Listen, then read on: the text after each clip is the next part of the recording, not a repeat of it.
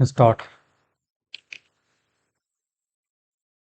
पंडित जवाहर लाल नेहरू ने ही सब तो पहला साडी कौम ਨੂੰ ਵਿਧਾਨ ਕਰ ਅਸੈਂਬਲੀ ਦਾ ਸੰਕਲਪ ਦਿੱਤਾ ਸੀ। ਡੰਡੀ ਆਜ਼ਾਦੀ ਮਿਲਣ ਤੋਂ ਕਾਫੀ ਸਮਾਂ ਪਹਿਲਾਂ ਜਦੋਂ ਸੁਤੰਤਰਤਾ ਸੰਗਰਾਮ ਚੱਲ ਰਿਹਾ ਸੀ, ਉਸ ਸਮੇਂ ਹੀ ਪੰਡਿਤ ਨਹਿਰੂ ਨੇ ਇੰਡੀਅਨ ਨੈਸ਼ਨਲ ਕਾਂਗਰਸ ਦੇ ਸਾਹਮਣੇ ਆਜ਼ਾਦ ਭਾਰਤ ਲਈ ਬਣਾਏ ਜਾਣ ਵਾਲੇ ਵਿਧਾਨ ਦੀ ਮੋਟੀ ਮੋਟੀ ਰੂਪ ਰੇਖਾ ਰੱਖ ਦਿੱਤੀ ਸੀ।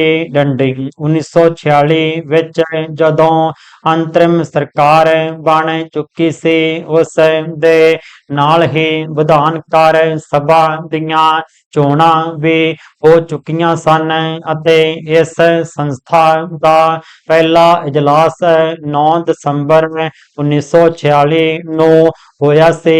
ਡੰਡੀ ਕਾਂਗਰਸ ਦੀ ਵਰਕਿੰਗ ਕਮੇਟੀ ਨੇ ਆਪਣੇ ਵੱਲੋਂ ਵਿਧਾਨਕਾਰ ਅਸੈਂਬਲੀ ਦੇ ਕਾਰਜ ਦਾ ਨਕਸ਼ਾ ਉਲੀਕਿਆ ਸੀ ਅਤੇ ਵਿਧਾਨ ਦੇ ਮਾਹਿਰਾਂ ਦੀ ਇੱਕ ਕਮੇਟੀ ਵਿਧਾਨ ਦਾ ਖਰੜਾ ਤਿਆਰ ਕਰਨ ਲਈ ਸਥਾਪਿਤ ਕੀਤੀ ਸੀ, ਜਿਸ ਦੇ ਚੇਅਰਮੈਨ ਪੰਡਿਤ ਜਵਾਹਰ ਲਾਲ ਨਹਿਰੂ ਸਨ।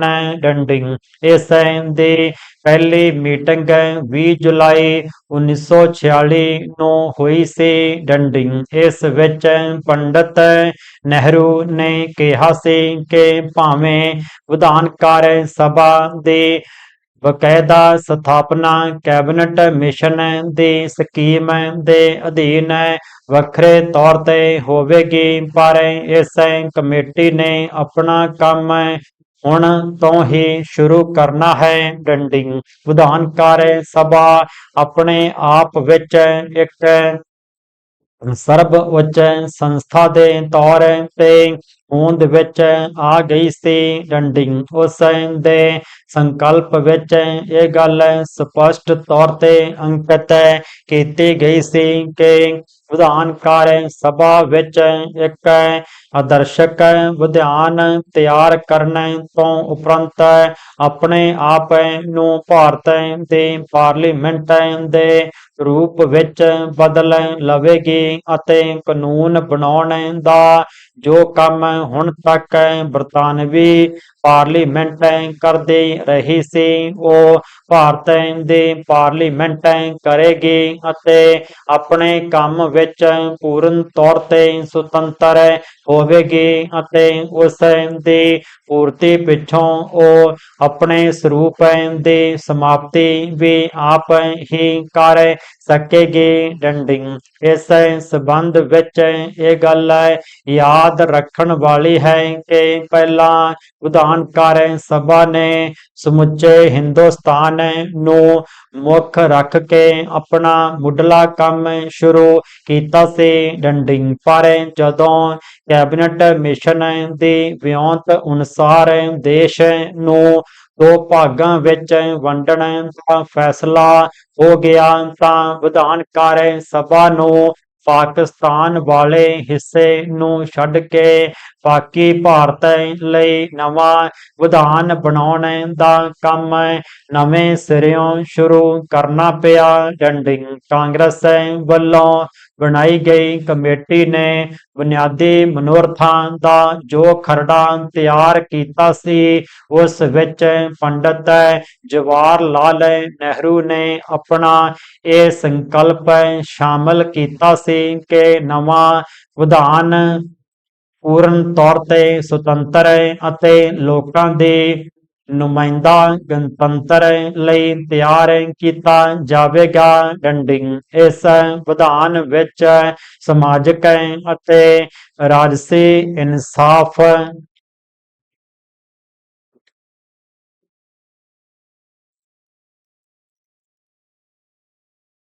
ਆਰਥਿਕ ਸਮਾਨਤਾ, ਸਭ ਲੋਕਾਂ ਨੂੰ ਰੋਜ਼ਗਾਰ ਪ੍ਰਾਪਤ ਕਰਨ ਦੇ ਹੱਕ, ਆਪਣੇ ਵਿਚਾਰਾਂ ਦੇ ਪ੍ਰਗਟਾਵੇ ਦਾ ਹੱਕ, ਪਾਠ ਪੂਜਾ ਦੀ ਆਜ਼ਾਦੀ ਅਤੇ ਘੱਟ ਗਿਣਤੀ ਤੇ ਪਛੜੀਆਂ ਸ਼੍ਰੇਣੀਆਂ ਦੇ ਹੱਕਾਂ ਦੀ ਯੋਗ ਸੁਰੱਖਿਆ ਦੀ ਗਰੰਟੀ ਦਿੱਤੀ ਜਾਵੇਗੀ। ਡੰਡੀ ਇਸ ਤਰ੍ਹਾਂ ਪੰਡਤ ਜੀ ਨੇ ਆਜ਼ਾਦ ਭਾਰਤ ਦੇ ਵਿਧਾਨ ਦੇ ਮੁੱਢਲੇ ਅਸੂਲਾਂ ਅਤੇ ਨਿਸ਼ਾਨਿਆਂ ਨੂੰ ਉਲੀਕਿਆ।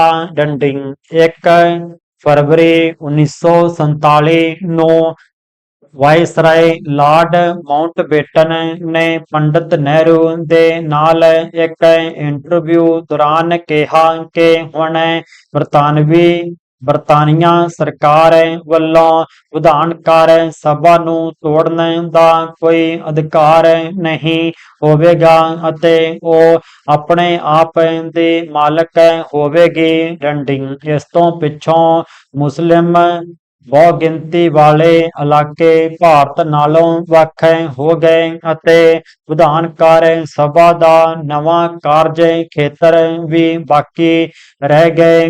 ਭਾਰਤ ਲਈ ਸਪਸ਼ਟ ਹੋ ਗਿਆ। ਡੰਡੀ ਹੁਣ ਭਾਵ ਇਹ ਹੈ ਕਿ ਹੁਣ ਇਸ ਸਭਾ ਦੁਆਰਾ ਬਣਾਇਆ ਜਾਣ ਵਾਲਾ ਵਿਧਾਨ ਉਹਨਾਂ ਇਲਾਕਿਆਂ ਉੱਤੇ ਲਾਗੂ ਨਹੀਂ ਸੀ ਹੋਣਾ ਜੋ ਪਾਕਿਸਤਾਨ ਵਿੱਚ ਸ਼ਾਮਿਲ ਹੋ ਰਹੇ ਹਨ।